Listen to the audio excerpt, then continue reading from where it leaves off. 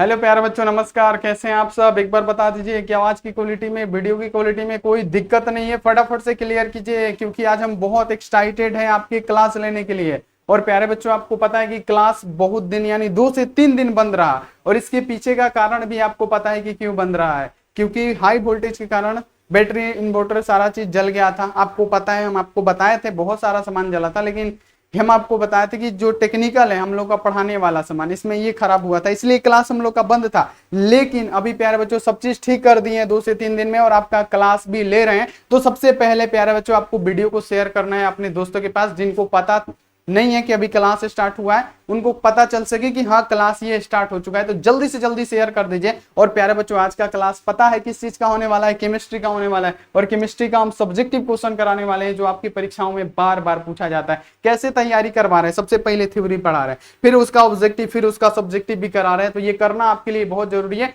ऐसे करेंगे तो प्यारे बच्चों आपका पूरा इतना ज्यादा स्ट्रॉन्ग तैयारी हो जाएगा कि प्यारे बच्चों एग्जाम में 450 प्लस लाने से कोई भी नहीं रोक सकता है। जैसे पढ़ा रहे हैं वैसे पढ़िए। और एक और वादा दिलाते हैं आपको कि प्यारे बच्चों, अगर ये सब्जेक्टिव करा रहे हैं ना, क्लास खत्म होने तक सारा क्वेश्चन आपको याद हो जाएगा। लिख के देते हैं, फिर दोबारा आप लोग वीडियो स्टार्ट कीजिएगा ना, सारा क्वेश्चन ऑटोमेटिक आपको याद हो गया होगा, आपको रटने की आवश्यकता नहीं पड़ेगी। तो प्यारे बच्चों, जल्दी से जल्दी आप लोग क्या कीजिए, चैनल को सब्सक्राइब करके बेल आइकन को प्रेस करके ऑल पे, लाइक नहीं किए हैं बाबू फटाफट से लाइक कर दीजिए, ठीक है। और व्हाट्सअप ग्रुप ज्वाइन कर लीजिए। व्हाट्सअप नंबर नोट कीजिए मेरा 9135742024। आप इस पे फटाफट से मैसेज करके व्हाट्सअप ग्रुप में ज्वाइन हो जाइए। और व्हाट्सअप ग्रुप में आपको क्या मिलेगा? लाइव जितना भी क्लास होता है उसका लिंक मिल जाएगा। जब जब क्लास होगा लिंक मिलेगा। उसके बाद से ऑनलाइन टेस्ट होगा, कल से होगा, पक्का है, वादा है, गारंटी है कि कल से ऑनलाइन टेस्ट होगा। और जितना भी पीछे का छूटा हुआ है ना हम लोग का 2 से 3 दिन का क्लास, वो सारा कैप्चर भी कर लिया जाएगा, ठीक है। तो इतना जुनून जब हमारे में है, तो आप में भी पूरा जुनून भर भर के होना चाहिए। शाम में 7:30 बजे भी क्लास होगा, कल सुबह भी क्लास होगा, तो क्लास अब रुकेगा नहीं, ठीक है। तो यहाँ पे आप लोग याद रखिएगा प्यारे बच्चों, जल्दी जल्दी ग्रुप ज्वाइन कर लीजिए। ऑनलाइन टेस्ट होगा, उसका भी लिंक मिलेगा, तो जल्दी जल्दी ज्वाइन कर लीजिए। और प्यारे बच्चों, अभी भी वक्त है, हम आपको क्या बोल रहे हैं, 499 वाला कोर्स ले लीजिए। अभी भी वक्त है, 499 वाला कोर्स ले लीजिए प्यारे बच्चों। इसमें क्या मिलेगा? ऑल सब्जेक्ट का chapter wise objective plus objective मिलेगा। तो जल्दी से जल्दी आप लोग ले लीजिए। और प्यारे बच्चों, लेने के बाद से अगर लेना है तो इस नंबर पे संपर्क कीजिए, ठीक है। 62 99 24 89 35। आप इस पे फटाफट से संपर्क करके जल्दी से जल्दी हमसे आप ले सकते हैं पीडीएफ और नोट्स, ताकि आपके एग्जाम में कोई भी क्वेश्चन आए तो आप इस पीडीएफ नोट से पढ़ के आराम से एग्जाम दे सकते हैं, ठीक है। ऐसा ना हो कि बाद में जब आपका रिजल्ट गड़बड़ा जाए, उस समय आप बोले कि सर जी कैसे भी करके हमारा नंबर बढ़वा दीजिए। उस समय कोई चारा नहीं है। लेकिन अभी आप नोट से लेके पढ़ लेते हैं, इसमें से क्वेश्चन आ जाएगा, लिख देंगे, आपका नंबर अच्छा आ जाएगा। तो जल्दी जल्दी ले लीजिए। और जितने भी बच्चे को टेस्ट सीरीज लेना है, ना, फटाफट से प्यारे बच्चों ये टेस्ट सीरीज भी आप ले लीजिए। कितना में? तो 199 में मात्र टेस्ट सीरीज, 199 में आपको टेस्ट सीरीज मिलने वाला है। तो जल्दी जल्दी ले लीजिए। लेने के लिए यहाँ पे ये नंबर नोट कीजिए फटाफट से। और सभी बच्चों से निवेदन है कि आप लोग आस्क बोर्ड का ऐप डाउनलोड कर लीजिएगा। क्या? आस्क बोर्ड का ऐप जाके प्ले स्टोर से फटाफट से डाउनलोड कर लीजिए। और प्यारे बच्चों, वहां से टेस्ट सीरीज पीडीएफ लेने के लिए जो नंबर दिए हैं उस पर कॉन्टेक्ट करके ले सकते हैं, ठीक है। क्लियर हो गया? तो चलिए क्लास को बोलिए सर जी शुरू कीजिए, क्योंकि बहुत दिन हो गया क्लास किए हुए आपसे। फटाफट से बता दीजिए कि हाँ क्लास को शुरू कर दिया जाए। देखिए क्लास को हम शुरू कर रहे हैं। पहला क्वेश्चन है जो PYQ है, जो आपकी एग्जामों में 3 बार पूछा गया है, ठीक है। और ये क्वेश्चन क्या है कि अभिक्रिया की कोटि किसे कहते हैं? अब अभिक्रिया की कोटि पूछ दिया जाए तो प्यारे बच्चों, सबसे पहले हम आपको बताए थे जब इसका थ्योरी करा रहे थे कि अभिकारक क्या होता है, उत्पाद क्या होता है। अभिकारक क्या होता है? मान लीजिए आपको क्या बनाना है, मान लीजिए आपको खीर बनाना है। खीर, तो खीर कैसे बनेगा? तो प्यारे बच्चों, खीर बनाने के लिए सबसे पहले आपको क्या करना पड़ेगा? सबसे पहले आवश्यकता पड़ेगा दूध का, ठीक है। उसके बाद से चावल का आवश्यकता पड़ेगा, है ना। ये क्या हो गया? दूध प्लस चावल, और प्लस यहाँ पे क्या, चीनी भी तो डालना पड़ेगा ना। और मान लीजिए कि थोड़ा पानी वाला खीर बनाना है, पानी डाल के, जैसे हम लोग का मम्मी बनाती है। कांटी दूध का तो मिलता नहीं है, मम्मी क्या करेगी, एक जग पानी डाल देगी, है ना, खीर में। तो खीर कैसा लगता है? पंचुच्छुर खीर लगता है। तो मान लीजिए पानी भी ऐड हो सकता है। तो प्यारे बच्चों, मान लीजिए यहाँ पे कि ये सब इतना मिलेगा, तब हमारा क्या बनेगा? हमारा बनेगा खीर। क्या बनेगा? खीर बनेगा, ठीक है। और फिर हम लोग क्या करेंगे? खाएंगे। तो ये जो मिल रहा है ना, ये जो चीज से मिल रहा है, ये मिला हुआ चीज को हम लोग बोलते हैं अभिकारक।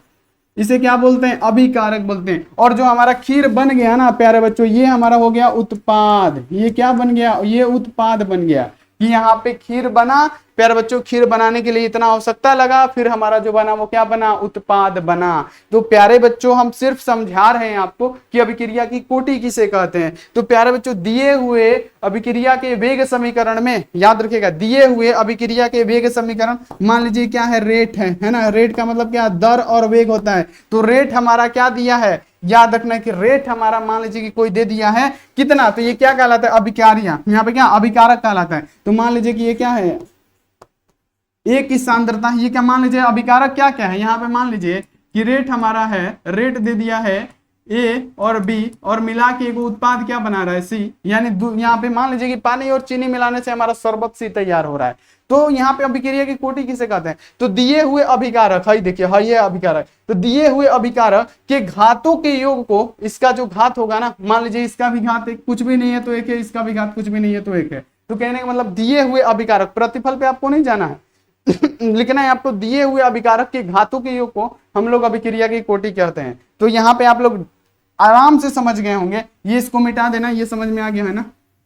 देखिए अब अभिक्रिया की कोटि हम आपको समझा रहे हैं कि दिए हुए अभिकारक के घातों का योग। ये मान लीजिए ये किसी भी दिया हुआ अभिक्रिया का रेट है, रेट का मतलब क्या होता है, दर होता है, ठीक है। किसी भी अभिकारक का दिया हुआ ये क्या है, रेट है। तो किसी भी रासायनिक अभिक्रिया के वेग समीकरण के, यहाँ पे देखिए ये वेग समीकरण है और यहाँ पे क्या है, अभिकारक ए की सांद्रता m दिया है और प्यारे बच्चों यहाँ पे अभिकारक, यहाँ पे बी की सांद्रता क्या दिया है, n दिया है, ठीक है। तो आप अभिक्रिया की कोटि किसे कहेंगे, तो प्यारे बच्चों अभिक्रिया की कोटि क्या है, दिए हुए रासायनिक अभिक्रिया के वेग समीकरण में, दिए हुए रासायनिक अभिक्रिया के वेग समीकरण में अभिकारकों के घातों के योग को, अभिकारकों के घातों के योग को, अभिकारक का घात कितना है, तो प्यारे बच्चों इसका घात है m, योग का मतलब जोड़, इसका घात है n, इसी को हम लोग क्या कहेंगे, अभिक्रिया की कोटि कहेंगे।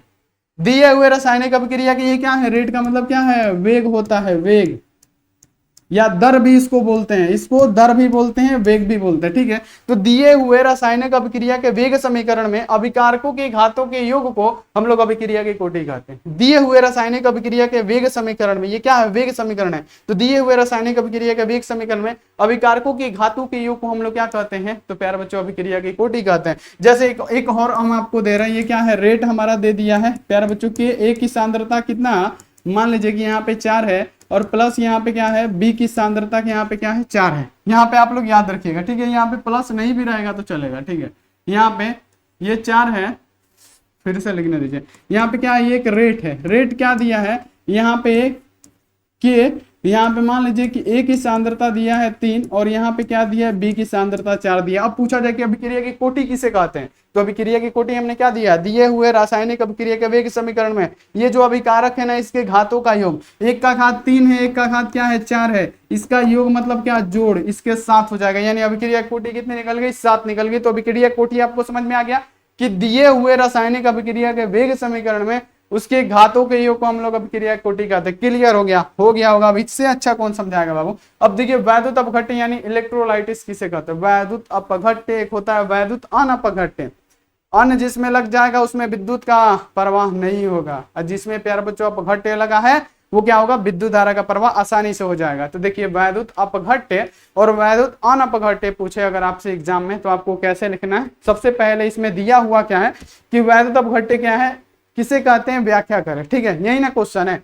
तो वैद्युत अपघट्य किसे कहते हैं, तो वैसा जलीय विलयन, इसमें क्या हो रहा है, जलीय विलयन की बात किया जाता है, ठीक है।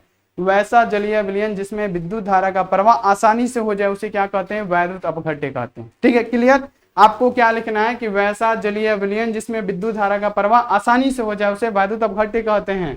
और ये वैद्युत अपघट्य 2 प्रकार का होता है, एक होता है बहुत मजबूत प्रबल वैद्युत अपघट्य और दूसरा होता है दुर्लभ, यानी आप देखिए दुर्बल यानी कमजोर, है ना।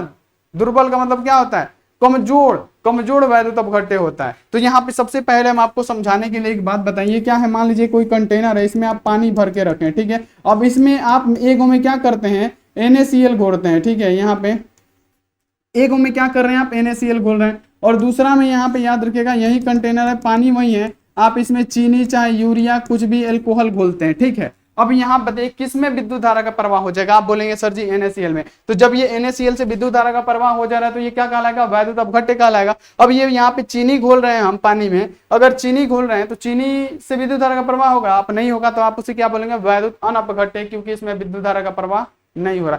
क्यों नहीं हो रहा, क्योंकि NaCl को जब हम तोड़ते हैं ना तो ये प्यारे बच्चों Na पे प्लस हो जाता है और Cl पे क्या हो जाता है माइनस, यानी इसमें आयन्स आ जाते हैं, एगो प्लस आयन आ जाता है, एगो माइनस आयन, जिससे हमारा विद्युत धारा का प्रवाह हो जाता है। जबकि चीनी क्या है, चीनी में आयन्स नहीं पाए जाते हैं। ये जो चीनी होता है ना प्यारे, इस चीनी में आयन्स नहीं पाए जाते हैं, आयन्स नहीं पाए जाते हैं, तो इसमें विद्युत धारा का प्रवाह नहीं होगा। तो जिसमें आयन्स पाए जाएंगे, जैसे KCl हो गया, K पे प्लस Cl पे माइनस, तो उसको जब पानी में घोलेंगे तो उसमें विद्युत धारा का प्रवाह हमारा आयनों के द्वारा हो जाएगा, उसे वैद्युत अपघट्य कहेंगे। ठीक है, क्लियर हो गया। तो वैद्युत अपघट्य किसे कहेंगे, तो प्यारे बच्चों एक सिंपल सा डेफिनेशन हम आपको बताते हैं कि वैसा जलीय विलयन, लिखिए लिखिए कॉपी में लिखिए, जैसे बोल रहे हैं कि वैसा जलीय विलयन जिसमें विद्युत धारा का प्रवाह एकदम आसानी से हो जाए उसे क्या कहते हैं, वैद्युत अपघट्य कहते हैं। अगर वैद्युत अनपघट्य पूछे तो वैसा जलीय विलयन जिसमें विद्युत धारा का प्रवाह हो ही ना, प्रवाह होता ही नहीं है, उसे क्या कहते हैं, वैद्युत अनपघट्य। अब वैद्युत अपघट्य दो प्रकार के होता है, पहला होता है प्रबल यानी मजबूत, एक होता है कमजोर। तो मजबूत का मतलब क्या, उसमें क्या होगा, जो जलीय विलयन में आयंस हो गए ना पूरी तरह से घुल जाएंगे, जितना ज्यादा आयंस घुलेगा विद्युत धारा का प्रवाह उतना तेज। और दुर्बल जो होता है ना, जो कमजोर होता है, उसमें क्या होता है, जो आयन होते हैं ना बहुत कम मात्रा में घुलते हैं। मान लीजिए आयन घुला रहे हैं, उसमें से 40% घुल गया, बाकी 60% वैसे ही रह गया। ठीक है, 30% घुला, बाकी यहाँ पे 70% वैसे ही रह गया। ये क्या हो गया, दुर्बल का हो गया। लेकिन प्रबल में क्या होगा, 100% अगर हम NaCl को घुलाएंगे तो 99% घुल जाएगा, बाकी प्यारे बच्चों 0.1% नहीं घुलेगा। तो ये जब इतना घुल रहा है तो ये प्रबल वैद्युत, यहाँ पे क्या हो जाएगा, अपघट्य होगा। और ये कम घुल रहा है तो क्या होगा प्यारे बच्चों, दुर्बल वैद्युत अपघट्य हो जाएगा। ठीक है, क्लियर। तो लिख दीजिएगा, ये फिगर भी बना दीजिएगा, मिल जाएगा। जैसे देखिए यहाँ पे NaCl हो गया, HCl, H2SO4, इनमें आयंस पाए जाते हैं, तो ये सब क्या होते हैं, वैद्युत अपघट्य होते हैं। ठीक है, अब देखिए अगला क्वेश्चन के अधिशोषण और अवशोषण, एक शोषण भी होता है, तो शोषण से उतना क्वेश्चन नहीं आता है, जो आता है ना एग्जाम में वो हम आपको बता देंगे, और वो आप लिख के 100% आपके एग्जाम में आप सही कर सकते हैं। ठीक है, आप बिल्कुल सही कर सकते हैं। तो देखिए सबसे पहले क्या है, अधिशोषण क्या है और अवशोषण क्या है, इसमें अंतर लिखें। अधिशोषण क्या समझाए थे आपको थ्योरी में, कि जब प्यारे बच्चों ये क्या है, ये मान लीजिए कि ये हमारा ठोस है। ठीक है, अभी बता रहे हैं, अभी जस्ट हम आपको बता रहे हैं। देखिए ये क्या है, हमारा ठोस है। ठीक है, अब जब ये ठोस है प्यारे, तो यहाँ पे हम आपको क्या बताए थे कि ठोस पे क्या होता है, अधिशोषण क्या होता है। मान लीजिए ये क्या है, ठोस है, वो ठोस है ना, इस पे धूल कड़ा के जम गया और अभिक्रिया करने लगा, तो क्या होगा, ये अधिशोषण होगा, एडजॉर्प्शन, यानी इस पे ऐड हो रहा है। यानी याद रखिएगा कि जब यहाँ देखिए अधिशोषण एक ऐसी प्रक्रिया है जिसमें ये ठोस के कण, यहाँ पे ये क्या है, ठोस है, क्या है प्यारे बच्चों, ये ठोस है। ये जो ठोस के कण होते हैं ना, ये जो ठोस के कण होते हैं प्यारे बच्चों, आपको सॉरी याद रखना कि अधिशोषण एक ऐसी प्रक्रिया होता है जिसमें द्रव और गैस के जो कण होते हैं ना, इस ठोस सतह पे क्या होते हैं, चिपके हुए होते हैं। ठोस सतह पे ये चिपके हुए होते हैं और अभिक्रिया करते हैं, तो उसे हम लोग क्या कहते हैं, अधिशोषण की प्रक्रिया कहते हैं। जैसे लोहे के परत पे जंग लग जाना, वो तो उसके अंदर नहीं रहता है, लोहे के ऊपर क्या करता है प्यारे बच्चों, नमी से और हवा के कारण क्या होता है, उस पर अभिक्रिया करके क्या, द्रव का मतलब क्या, नमी, और हवा का मतलब क्या, गैस, इस पे चिपक गया, अभिक्रिया करके जंग लगा दिया, तो ये क्या हो गया, अधिशोषण की क्रिया हो गई। तो यहाँ पे आपको पूरा का पूरा समझ में आ गया होगा। कैसे लिखिएगा इसका डेफिनेशन, आप लिखिएगा कि अधिशोषण एक ऐसी प्रक्रिया है जिसमें क्या होता है, द्रव और गैस के कण, कैसे, जैसे बोल रहे हैं, नोट कीजिए, ऐसा डेफिनेशन नहीं मिलेगा प्यारे बच्चों, कितना भी बड़ा टीचर हो, याद रखिएगा। अधिशोषण एक ऐसी प्रक्रिया है जिसमें द्रव और गैस के कण इस ठोस सतह पे, सतह यानी इसके ऊपर चिपक जाते हैं और अभिक्रिया करने लगते हैं, जिसे हम लोग क्या कहते हैं, अधिशोषण कहते हैं, एडजॉर्प्शन कहते हैं। अब पूछेगा प्यारे बच्चों एब्जॉर्प्शन क्या है, इसका एक उदाहरण भी बता दे, जैसे लोहे पे जंग लगना है ना। अब प्यारे बच्चों आप लोग ये देखे होंगे सिलिका जेल जानते हैं, जो कि हर इलेक्ट्रॉनिक सामान खरीदिएगा ना उसमें रहता है सिलिका जेल। क्यों रहता है, क्योंकि उसमें जो जल वाष्प बनता है ना, वो अपने ऊपर क्या कर लेता है, एडजॉर्ब कर लेता है, अवशोषित नहीं करता है, अधिशोषण की क्रिया उसमें होती है। इसलिए वो क्या होता है, जितना भी जल वाष्प होता है अपने ऊपर चिपका लेता है सिलिका जेल, है ना, तो इसलिए उसमें जंग नहीं लगता है। तो ये एक उसका क्या हो गया प्यारे बच्चों, आपको पता है कि उसका एक उदाहरण हो गया। अब देखिए एब्जॉर्प्शन क्या होता है, यहाँ पे हम आपको बताते हैं कि ये एब्जॉर्प्शन क्या है। दिख रहा है एब्जॉर्प्शन क्या है? देखिए एब्जॉर्प्शन क्या होता है हम आपको समझाते हैं कि अगर आपसे पूछ दे कि अवशोषण क्या है, क्योंकि दोनों पूछा है ना, अधिशोषण अवशोषण।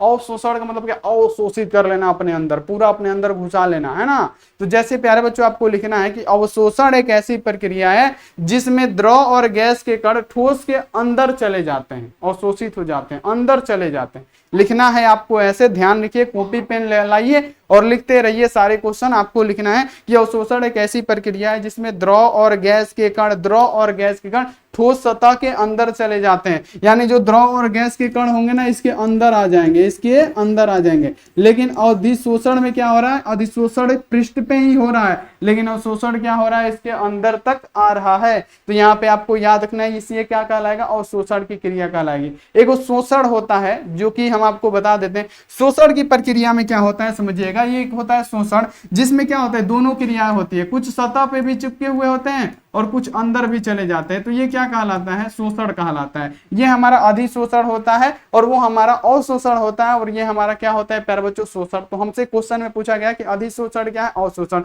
तो अधिशोषण एक ऐसी प्रक्रिया है जिसमें द्रव और गैस के कण ठोस के सतह पे चिपक जाते हैं और रासायनिक और यहाँ पे क्या भौतिक अभिक्रिया करने लगते हैं, उसे हम लोग क्या कहते हैं? तो यहाँ पे याद रखना है कि आपको इसको याद रखना है कि यही कहलाता है अधिशोषण, जबकि अवशोषण क्या कहलाता है? तो प्यारे बच्चों द्रव और गैस के कण क्या ठोस के अंदर चले जाते हैं, जिसे हम लोग क्या कहते हैं? अवशोषण कहते हैं। ठीक है, क्लियर हो गया? क्लियर हो गया होगा। तो यहाँ पे आप लोग इसको लिख दीजिएगा। अब अवशोषण का आपको एक वो उदाहरण बता देते हैं, जैसे स्पंज। स्पंज में क्या होता है प्यारे बच्चों? स्पंज आप लोग देखे होंगे, स्पंज उसमें पानी में डालिएगा ना तो पानी को अपने अंदर अवशोषित कर लेगा स्पंज, है ना। स्पंज जो होता है, जैसे पहले का साइकिल का जो सीट रहता था स्पंज वाला रहता था, है ना, तो वो क्या होता है? स्पंज होता है। अभी भी होता होगा, अभी भी जो साइकिल का सीट हम लोग कवर लगाते थे उसमें स्पंज रहता है। अब पानी में डालिएगा, पानी को अपने अंदर अवशोषित कर लेगा, तो वो क्या कहलाएगा? अवशोषण। चलिए आपके पास कागज का टुकड़ा है, पानी में डालिए, वो पानी को क्या करेगा? अपने अंदर अवशोषित कर लेगा, तो वो भी हमारा अवशोषण का ही एक उदाहरण हो जाएगा। ठीक है, तो इतना तो आपको क्लियर हो गया होगा। अब देखिए क्वेश्चन, ये मोस्ट इंपोर्टेंट है। इंपोर्टेंट क्वेश्चन पढ़िए बाबू जो एग्जाम में आए, वही पढ़िए जो एग्जाम में आता है। ठीक है, अब यहाँ पे पढ़िए कि अभिक्रिया का वेग, हम वेग स्थिरांक में अंतर लिखे। अभिक्रिया का वेग या दर, यही ना है? अभिक्रिया का वेग या दर, यही ना है? तो अभिक्रिया का वेग या दर आपको पता है ना कि अभिक्रिया का वेग और दर क्या है, हम आपको पढ़ा चुके हैं। इसमें क्या बोला है कि अभिक्रिया का वेग और इसका वेग जो स्थिरांक है इसमें अंतर आपको लिखना है। तो सबसे पहले अभिक्रिया का वेग कैसे बढ़ता है? ताप बढ़ाने पे, अगर टेम्परेचर बढ़ाइएगा तो अभिक्रिया का वेग भी बढ़ता है, दर भी बढ़ता है, ये हम आपको पढ़ाएं। तो पहला लिखना है कि अभिक्रिया का जो वेग है ताप बढ़ाने पर बढ़ता है, और जो वेग स्थिरांक है इसमें भी क्या होगा? वेग स्थिरांक ताप बढ़ाने पर ही बढ़ेगा, वेग स्थिरांक ताप बढ़ाने पर भी बढ़ेगा। तो यहाँ पे आपको क्लियर हो गया, पहला डिफरेंस आपको पता लग गया कि अभिक्रिया का वेग पे ताप का प्रभाव, और हेनियस ने दिखाया था और उन्होंने ये बताया था कि तापमान बढ़ाने पे अभिक्रिया का वेग भी बढ़ता है, तापमान घटाने पे अभिक्रिया का वेग घट जाता है। तो यहाँ पे आप कैसे लिख सकते हैं कि तापमान बढ़ाने पे अभिक्रिया का वेग बढ़ जाता है, टेम्परेचर बढ़ाने पे अभिक्रिया का वेग बढ़ जाता है, जबकि वेग स्थिरांक में भी क्या होता है? ताप बढ़ाने पे अभिक्रिया का वेग बढ़ जाता है। पहला डिफरेंस। अब अभिक्रिया के वेग की इकाई हमने क्या निकाला था? तो प्यारे बच्चों इसको निकाला था मोल लीटर का इनवर्स। और प्यारे बच्चों यहाँ पे पूरा लिख देने दीजिए ताकि आपको समझ में आ जाए। यहाँ पे याद रखिएगा मोल लीटर का इनवर्स, और ये क्या होता है? सेकंड का इनवर्स होता है। ये इसका क्या होता है? वेग स्थिरांक की इकाई होती है, यानी इसका मात्रक होता है। ठीक है, यहाँ पे याद रखना है कि अभिक्रिया का वेग का मात्रक क्या होता है? तो मोल लीटर इनवर्स और समय का इनवर्स होता है इसका मात्रक। और वेग स्थिरांक की मात्रक अभिक्रिया की कोटि, कौन सी अभिक्रिया है? अभिक्रिया की कोटि हम आपको बता चुके हैं ना। अभिक्रिया की कोटि भी क्या करता है? निर्भर करता है, इसका कोई निश्चित नहीं है। जो अभिक्रिया की कोटि होगी उस पर ये क्या करेगा? निश्चित रहेगा। ठीक है, निर्भर करेगा। तीसरा आपको लिखना है कि अभिक्रिया का वेग अभिकारक की प्रगति के प्रारंभ में क्या होता है? घटता है। देखिएगा ये बहुत इंपॉर्टेंट टॉपिक है कि अभिक्रिया का जो वेग है अभिक्रिया की प्रगति के प्रारंभ में, जब अभिक्रिया स्टार्ट होता है ना तब ये प्यारे बच्चों क्या होता है? घटने लगता है।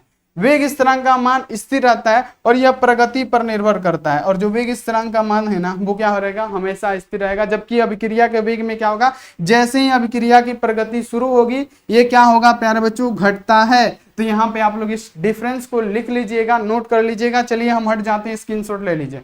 स्क्रीनशॉट ले लीजिए, इंपॉर्टेंट क्वेश्चन है। अब देखिए अगला की भौतिक तथा रासायनिक अधिशोषण में अंतर लिखें। भौतिक अधिशोषण, प्यारे बच्चों, भौतिक अधिशोषण और रासायनिक अधिशोषण हम आपको बता चुके हैं। भौतिक अधिशोषण में जो आपको ऐसे लिखना है कि भौतिक अधिशोषण किसे कहते हैं, जो जो जो ठोस पे, यहाँ पे याद रखिएगा, भौतिक अधिशोषण किसे कहते हैं। भौतिक अधिशोषण अगर आपसे पूछ दें, आपको सिंपल सा ध्यान रखना है कि जो ठोस के सतह पे ये जो द्रव और गैस के कण चिपके हुए रहते हैं ना, ठोस के सतह पे ये जो द्रव और गैस के कण चिपके हुए रहते हैं ना, तो अगर ये कमजोर वांडर वाल बल से चिपके हुए हो, अगर कमजोर वांडर वाल बल से यानी कमजोर बंधन बल से चिपके हुए हैं, तो उसे क्या कहेंगे, भौतिक अधिशोषण कहेंगे। और वहीं अगर ये जो ठोस के ऊपर जो द्रव और गैस के कण चिपके रहते हैं ना, अगर ये मजबूत रासायनिक बंधन बल से चिपके हो, तो इसे क्या कहते हैं, रासायनिक क्या कहते हैं प्यारा बच्चों, अधिशोषण कहते हैं। ठीक है, तो यहाँ पे आपको पहले पता लग गया। पहला डिफरेंस क्या लिखिएगा कि इसमें जो होता है यह दुर्बल वांडरवाल बल द्वारा चिपके होते हैं, यानी कमजोर वांडरवाल द्वारा ये उत्पन्न होता है, चिपके होते हैं इस पे द्रव और गैस के कण ठोस सतह पे। दूसरा लिखिएगा कि यह रासायनिक बंधनों से बनने के कारण होता है, यानी यह रासायनिक बंधन द्वारा बने होते हैं, या यह रासायनिक बंधनों से बंधने के कारण यह होता है, बनने के कारण। तो पहला डिफरेंस लिख दीजिएगा। दूसरा कि यह पृष्ठीय क्षेत्रफल के बढ़ाने पे बढ़ता है, अगर पृष्ठीय क्षेत्रफल इसका बढ़ा रहे हैं तो इसका मान भी बढ़ेगा, है ना प्यारे बच्चों। पृष्ठीय क्षेत्रफल का मान बढ़ाने पे अधिशोषण की मात्राएं बढ़ती है, जबकि एब्जॉर्प्शन में भी यही होता है, मतलब कहने का मतलब रासायनिक अधिशोषण में भी यही होता है कि यह पृष्ठीय क्षेत्रफल बढ़ाने पे भी इसका मान बढ़ता है। मान लीजिए इतना बड़ा बोर्ड है तो ज्यादा मात्रा में कचरा चिपकेगा ना, अब इतना बड़ा फोन है तो उतने मात्रा में कचरा चिपकेगा, है ना। तो ये प्यारे बच्चों पृष्ठीय क्षेत्रफल दोनों का सेम होगा, रासायनिक अधिशोषण और भौतिक अधिशोषण का। पृष्ठीय क्षेत्रफल बढ़ेगा, यहाँ पे भौतिक अधिशोषण का मान बढ़ेगा यहाँ पे, और रासायनिक अभिक्रिया में क्या होगा, पृष्ठीय क्षेत्रफल बढ़ेगा और यहाँ पे रासायनिक अभिक्रिया का मान भी बढ़ेगा। अब देखिए तीसरा है कि ताप वृद्धि करने पर भौतिक अधिशोषण में कमी आती है। हम आपको बताते हैं ना क्यों कमी आती है, क्योंकि जो वांडर वाल बल होता है वो मजबूत होता है। ठीक है, अब यहाँ पे याद रखिएगा कि तापमान में वृद्धि करने पर भौतिक अधिशोषण में कमी आती है। तापमान बढ़ाने पे भौतिक अधिशोषण हमारा कमजोर होता है, जबकि यहाँ पे आपको याद रखना है कि ताप वृद्धि करने पर पहले रासायनिक अधिशोषण में वृद्धि होती है, फिर आगे चल के कमी होने लगती है। ये लिखना है आपको, ठीक है, आपको ये लिखना है कि भौतिक अधिशोषण के ताप बढ़ाने पे वांडर वाल बल यानी कहने का मतलब क्या, में कमी आती है, भौतिक अधिशोषण में कमी आती है, ये लिखना है। जबकि तापमान बढ़ाने पे रासायनिक अधिशोषण में पहले तो वृद्धि होगी फिर आहिस्ता आहिस्ता कमी हो जाएगी, ये लिखना है। अब यहाँ देखिए यह उत्कर्मणीय प्रकृति का होता है। उत्कर्मणीय प्रकृति का मतलब क्या हुआ कि प्यारे बच्चों आपने पढ़ा होगा उत्कर्मणीय यानी जिसे पुनः प्रतिस्थापित कर दिया जाए। जैसे प्यारे बच्चों बर्फ से पानी बनाना, पानी से बर्फ बनाना, है ना। फिर अगर पानी को बर्फ बना देते हैं तो आकार और यहाँ पे देखिए उसका आयतन तो सब निश्चित मतलब अनिश्चित हो जाएगा, और फिर हम बर्फ को क्या पानी में परिवर्तित फिर पहले जैसा बना सकते हैं। ठीक है, तो ये हमारी चीजें होती है। जैसे मोमबत्ती को जला दिए और फिर प्यारे बच्चों मोमबत्ती को जला के फिर हम मोमबत्ती इसको बना दिए, तो ये हमारा क्या हो गया, भौतिक अधिशोषण अभिक्रियाएं होगी, यानी सॉरी ये उत्कर्मणीय प्रकृति का होता है, यानी जिसे पुनः प्रतिस्थापित कर दिया जाए तो वो क्या होता है हमारा उत्कर्मणीय होता है। अनुत्कर्मणीय क्या होता है, आपको याद रखना है कि जिसे पुनः प्रतिस्थापित नहीं किया जा सके। जैसे दूध से दही बना दिए, दूध से पनीर बना दिए, फिर पनीर को आप दूध में परिवर्तित कर सकते हैं, नहीं कर सकते हैं। जैसे सजीवों में वृद्धि, पहले आप छोटे होके कुहा कुहा करते थे, माँ की गोद में रोते थे, ठीक है, माँ की गोद में आप रोते थे, कुहा कुहा करते थे, ठीक है। अब यहाँ आप देख लीजिए, अब आपसे बोला जाए कि फिर आप छोटे हो जाइए, होइएगा नहीं, तो ये क्या हो, ये हो गया हमारा अनुत्कर्मणीय, जिसको पुनः प्रतिस्थापित हम नहीं कर सकते हैं। तो इसको भी आप लोग नोट कर लीजिए, जल्दी जल्दी स्क्रीनशॉट ले लीजिए। चलिए अगला क्वेश्चन आ जी। अगला क्वेश्चन है कि संचायक बैटरी से आप क्या समझते हैं। देखिए संचायक बैटरी बहुत बढ़िया, जिसको संचायक का मतलब क्या, जिसे फिर से आवेशित करके संग्रहित कर दिया जाए, संचायक बैटरी उसे ही कहते हैं।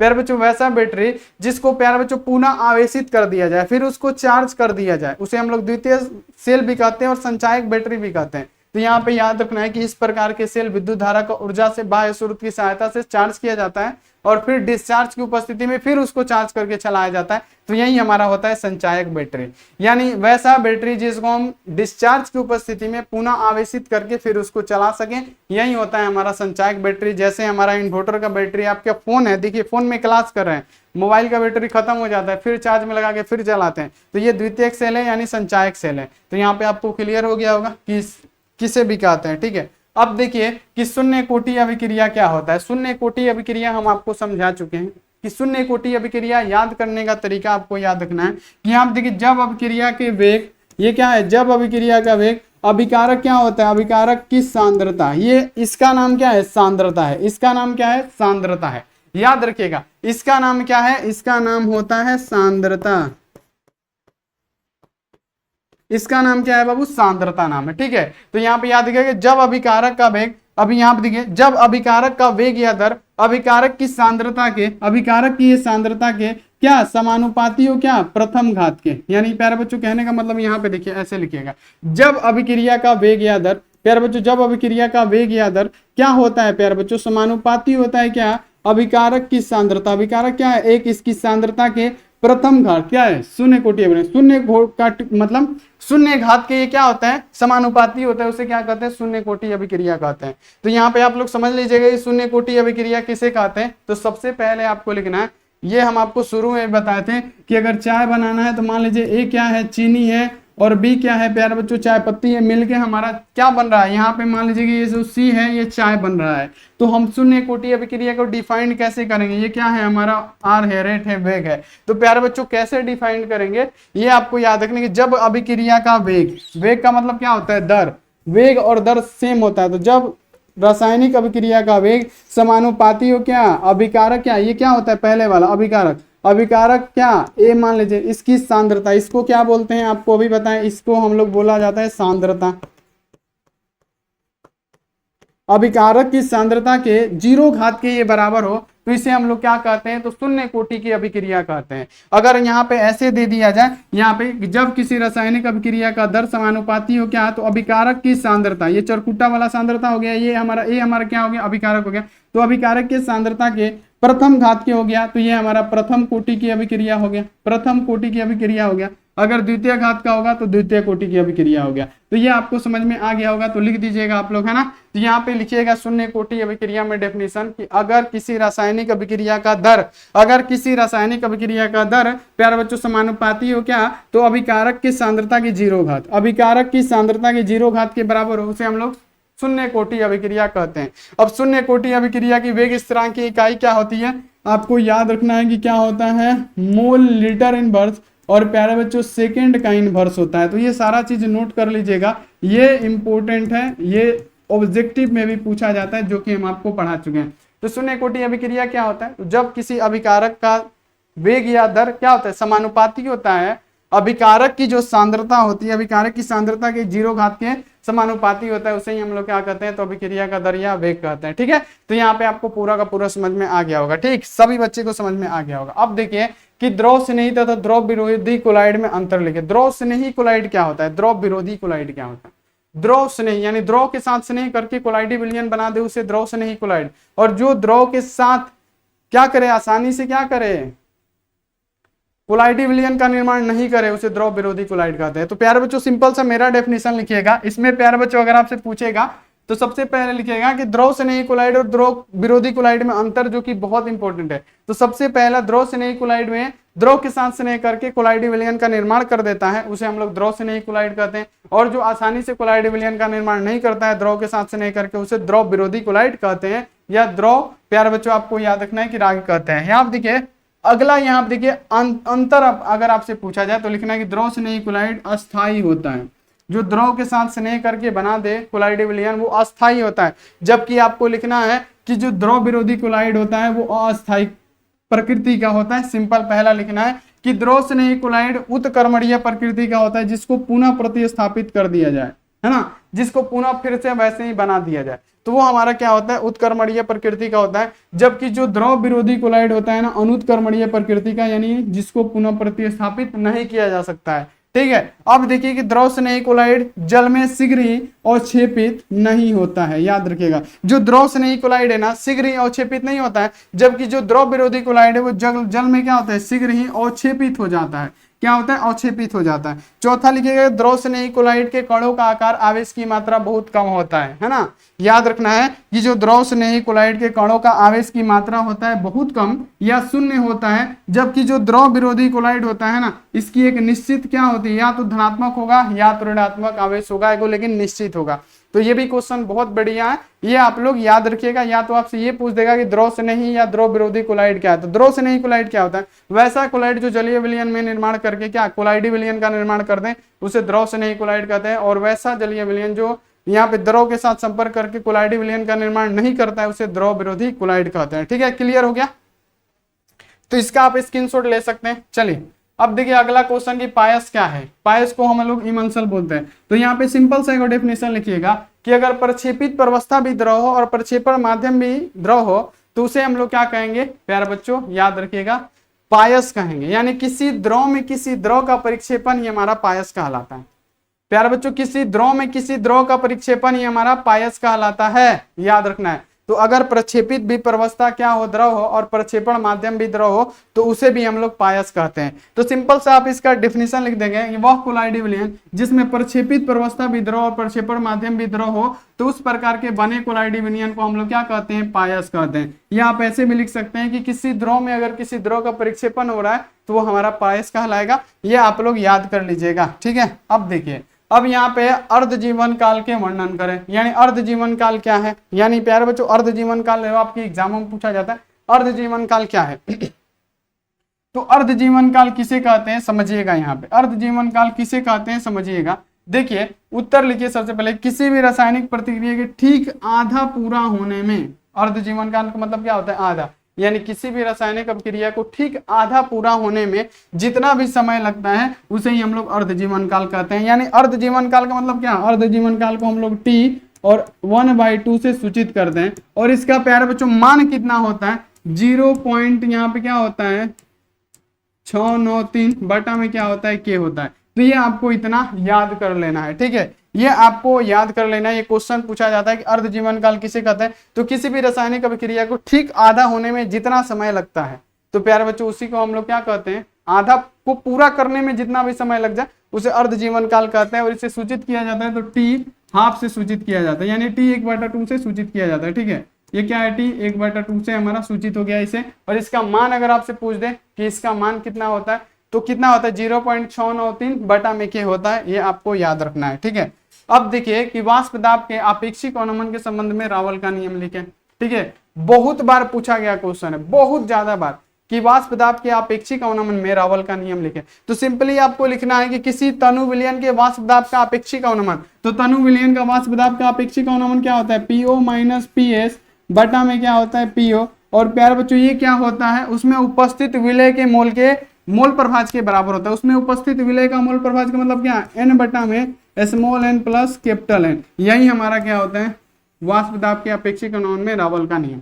सिंपल से आपको पता होता है ना कि वाष्प दाब का आपेक्षिक अवनमन का फॉर्मूला क्या होता है, PO माइनस PS बटा में PO। और प्यारे बच्चों वो क्या होता है, उसके बराबर होता है किसने, तो प्यारे बच्चों याद रखना है कि उसके विलय के मोल प्रभाज के बराबर होता है। अगर किसी तनु विलयन का वाष्प दाब का आपेक्षिक अवनमन, अगर किसी तनु विलयन का वाष्प दाब का आपेक्षिक अवनमन क्या है, फिर से लिखते हैं, अगर किसी तनु विलयन के वाष्प दाब का आपेक्षिक अवनमन, ये क्या हो गया वाष्प दाब का आपेक्षिक अवनमन बराबर क्या उसी विलयन के वाष्प दाब के क्या, उसी विलयन के प्यारे बच्चों विलय के मोल प्रभाज के। तो उसी विलयन का मोल प्रभाज क्या होता है, विलयन का मोल प्रभाज स्मॉल n बटा में small n plus capital N। ये क्या होता है विलय के मोल प्रभाज। और इसी के अगर ये बराबर हो तो रावल का नियम हो जाएगा किसमें, तो वाष्प दाब के सापेक्षिक अवनमन के संबंध में। तो ये भी आपको क्लियर हो गया होगा, ये समीकरण लिखना पड़ेगा आपको। ठीक, अगला क्वेश्चन आ जाए कि वैद्युत अपघटन क्या होता है। अपघटन का मतलब होता है तोड़ना, अपघट्य नहीं, वैद्युत अपघट्य दूसरा होता है जिससे हमारा विद्युत धारा का प्रवाह हो जाए, वैद्युत अपघट्य। वैसा जलीय विलयन जिससे विद्युत धारा का प्रवाह हो जाए, वैद्युत अपघट्य।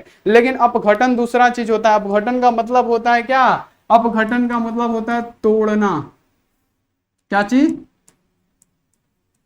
तोड़ना, याद रखिएगा। अपघटन का मतलब क्या, तोड़ना, यानी विद्युत की सहायता से तोड़ना। तो प्यारे बच्चों मान लीजिए कंटेनर है, इसमें क्या घोल के रखे हैं हम, इसमें हम NaCl घोल दिए हैं। ठीक है, और ये विद्युत धारा की सहायता से, यानी आप देख लीजिए ये क्या है हमारा, याद रखिएगा, ये हमारा मान लीजिए कि माइनस इलेक्ट्रोड है। ठीक है, और इधर वाला हमारा क्या है, याद रखिएगा, ये हमारा मान लीजिए कि प्लस इलेक्ट्रोड है। ठीक है, अब इसको बैटरी से तोड़ के यहाँ पे बैटरी से ज्वाइंट करके अब NaCl को तोड़ेंगे। तो प्यारे बच्चों जब NaCl यहाँ पे टूटेगा तो ये क्या होगा, Na पे प्लस आएगा और Cl पे क्या होगा, माइनस आएगा, यानी ये टूट जाएगा। और Na किस पे जाएगा, तो Na प्लस किस पे जाता है, तो प्लस कभी भी माइनस वाला। तो ये Na जो है ना, ये जो सोडियम है किस पे आएगा, तो ये कैथोड पे आके जमा हो जाएगा, ठीक है। और प्यारे बच्चों जो क्लोरीन है वो प्लस वाला पे जाएगा, यानी ये जो क्या होगा इस पे आके जमा हो जाएगा, इसी को तो वैद्युत अपघटन कहते हैं। सिंपल सा आपको लिखना है कि अगर किसी तरल पदार्थ में करंट को प्रवाहित करते हैं, अगर कोई तरल पदार्थ है, तरल पदार्थ में NaCl KCl कुछ भी गोली है, अब उसमें करंट को प्रवाहित करेंगे तो रासायनिक अभिक्रिया के कारण उसके जो आयंस होंगे ना, आयंस कहने का मतलब Na पे प्लस आयन है, Na पे क्या है प्लस आयन है और Cl पे माइनस आयन है, ये जो क्या होते हैं ये टूट के अलग हो जाते हैं। कब, जब करंट को प्रवाहित किया जाता है। NaCl है, जब टूटेगा तो क्या होगा, Na पे प्लस Cl पे माइनस होगा, तो जब करंट प्रवाहित करेंगे तो ये टूट जाएगा और Na वाला किस पे चला जाएगा, कैथोड पे, और यहाँ पे Cl किस पे चला जाएगा, एनोड पे। इसी को हम लोग क्या कहते हैं, वैद्युत अपघटन कहते हैं। चलिए क्वथनांक का उन्नयन किसे कहते हैं, ये भी क्वेश्चन आया हुआ है कि क्वथनांक का उन्नयन क्या है। तो क्वथनांक का उन्नयन किसे कहते हैं, तो किसी विलायक में कोई विलेय पदार्थ मिलाने पे, कोई भी विलायक है, पानी है और उसमें विलेय पदार्थ यानी चीनी चाहे नमक, कोई भी विलेय पदार्थ जो घुलने वाला है अगर मिला दीजिएगा तो प्यारे बच्चों क्या होता है, उसको क्वथनांक में वृद्धि हो जाती है। क्या होता है, क्वथनांक उसका बढ़ जाता है ना प्यारे बच्चों, क्या होता है बॉइलिंग पॉइंट उसका बढ़ जाता है ना, तो उसे ही हम लोग क्या कहते हैं प्यारे बच्चों, उसे ही कहते हैं क्वथनांक का उन्नयन। तो यहाँ पे आपको इसको भी ध्यान रखना है। चलिए समपरासी विलयन किसे कहते हैं, तो यहाँ पे समपरासी यानी सम का मतलब क्या, समान परास का विलयन, यानी आपको याद रखने की समान ताप पे किसी विलयन का परासरण दाब समान हो तो उसे हम लोग क्या कहते हैं, समपरासी विलयन कहते हैं। यहाँ पे याद रखना है कि अगर किसी विलयन का परासरण दाब समान ताप पे समान होता है, अगर किसी विलयन का परासरण दाब, आपको याद रखना है जिसका मात्रक ATM होता है परासरण दाब का, याद रखना है कि अगर किसी विलयन का परासरण दाब समान ताप पर समान हो तो उसे हम लोग समपरासी विलयन कहते हैं। तो यहाँ पे आप लोग लिख सकते हैं समपरासी विलयन में विलयनों की मोलर सांद्रता क्या होती है प्यारे बच्चों, समान होती है। क्या होती है, समान होती है। मोलर सांद्रता इसमें क्या होगी, समान होगी, उसे हम लोग समपरासी विलयन कहेंगे।